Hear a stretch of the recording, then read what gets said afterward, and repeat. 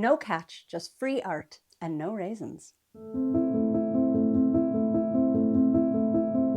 How far are you willing to go for your art? In today's video, the last video in this series, we're going to look at just how far people did go to be cool and trendy. But before we get into that wickedness, I want to remind you that this is the last video, so there'll be trick-or-treating at the very end. And it's a kind of help yourself, you know? The candy bowl is on the front porch. Grab what you want, grab what you like best, take it home and enjoy. No catch, just free art and no raisins. Should I get into it? Should I get into describing what the heck the title of this video is all about? Today, we discuss the most scandalous paint color in the history of paint colors, Mummy Brown. I even have a prop all the way from Egypt for this video, so hope you appreciate this because it's heavy. Hang on. Are you ready? All the way from Egypt, a sarcophagus with a little mummy inside, and it's for real. Actual size. The other prop I have is a tube of the paint, and I'm going to paint a picture with it while telling you all about this odious, diabolical, fiendish, what other adjective can I find? Dastardly color. Without further delay, off we go to the pyramids. I suppose I should start with, don't worry, I'm not actually painting with a dead guy. There's no actual real old mummies in this. This is Mummy Bauxite by Daniel Smith, which is made from a naturally occurring mineral. But the real Mummy Brown, also known as Egyptian Brown or Caput Mortuum, which is a very disturbing translation from the medieval Latin, means dead head. Caput Mortuum is dead head. So the pigment varied between two hues. It was like a burnt umber to raw umber. Brown. It's a nice warm brown. You can see it's like a nice little cinnamony kind of reddish brown. Gorgeous. So this paint was made with 3 ingredients. White pitch, which was or is a turpentine essential oil resin. And that's extracted from the Scotch pine, the mighty Scotch pine. Any Monty Python fans in the house? Myrrh, which is another resin. You all know what myrrh is. And that sneaks out of the bark of the Commiphora species of trees. And then our third ingredient is ground up ancient Egyptians and their pets. We weren't just dealing with peeps here. There were animals involved. And as an animal lover, that really gets me in the heart. Mummies started gaining popularity in Europe in the 16th century, but not as paint, not yet. First, they used them as medicine. Yes, indeed. It was applied to the skin or popped into food like chocolate or drinks like alcohol. Nothing says congratulations on that promotion like a mummified beer at the pub. Yeah, it was believed that mummies had mystical healing properties. It was used as a painkiller or cough suppressant or anti-inflammatory, standard ailments like that. It was in the 18th and 19th centuries when Mummy Fest really hit. People started bringing mummies home as souvenirs after Napoleon invaded Egypt in 1798. They even had unwrapping parties where they'd invite a bunch of the bros over and unveil what lurked behind the bandages. Totally grim. This craze is what most likely led to the pigment being made. Not only could you gain mystical healing properties by ingesting them, but you could imbue your artwork with mystery and history as well. The claim was that one mummy could provide 20 years worth of paint. So mummies went a long way. The color was all the rage for the pre-Raphaelite painters who were absolutely gaga for its tone, texture, and transparency. It was great for glazing and shadows. We're talking artists like Sir Edward Coley Burne-Jones, Eugene Delacroix, and Martin Drolling, just to name a few. I think we should give these guys the benefit of the doubt, though. They may not have known at the time of purchase the nefariousness behind their beloved brown hue. Since the Victorians were big into spiritualism, you can see my video on spiritualist painter Georgiana Houghton for more of that action.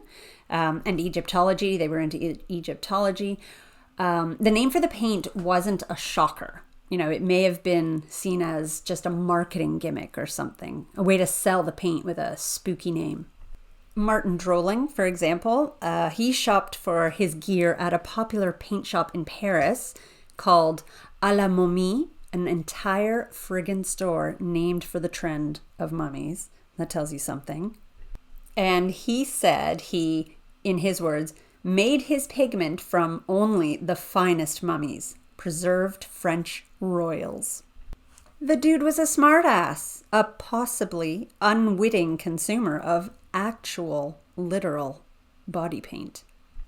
Anyway, the color, or this particular version of it, started to decline in popularity by the end of the 19th century, once the artists caught on to what it was actually made of. One day when Sir Edward Coley Burne-Jones was hanging out with some fellow artist buds, one of them told him that his favorite brown was in fact actual mummies, real once upon a time humans. And with absolute disgust, no doubt, he went to his studio, grabbed his tube of paint, and gave it a burial. In the words of his nephew, a guy you may have heard of, Rudyard Kipling, he descended in broad daylight with a tube of mummy brown in his hand, saying that he had discovered it was made of dead pharaohs and we must bury it accordingly. So we all went out and helped, according to the rites of Mizraim and Memphis. Mizraim and Memphis was a Masonic rite, which was established in Naples, Italy, but that's a whole other video in a whole other realm. And it wasn't just the fact that the paint was made out of actual human remains that started turning the artists off, though I certainly hope it was the main factor. The lack of viscosity also made the paint dry too quickly, which resulted in cracks, and also the ammonia in the remains would spoil the color over time. So yeah, it just started falling by the wayside and mummies got a break. But shockingly, you're going to be shocked at the year that Mummy Brown stopped being produced, okay? It is not super far away. 1964. That's Beatlemania, bro. Want to know why they stopped producing Mummy Brown paint? Because they ran out of bodies. There was a mummy shortage. I'm going to be positive and assume there was a moral reason why they stopped making it too, not just because they ran out of mummies. So back in the 60s, when it was stopped, or when it wasn't being produced anymore, the managing director for the company C. Robertson, their producer and supplier of art materials, and still are today, he told Time magazine, "We might have a few odd limbs lying around somewhere, but not enough to make any more paint." But I think he was British. It's a British company, so he probably didn't sound like that. Pretty classy line either way, though. It's great, though, because as you can see from what I'm using in this painting, you can still get the beauteous transparency of Mummy Brown, but you don't have to rob a grave to do it. And here is the finished painting. I mean, it ain't going in the Louvre or anything, but there it is. And that was my first time using Mummy Brown paint without real mummies in it. I quite like it, actually. I can see what they were on about with the transparency. Great for shadows. Yeah, I like it. I'll use it for glazing and shadows.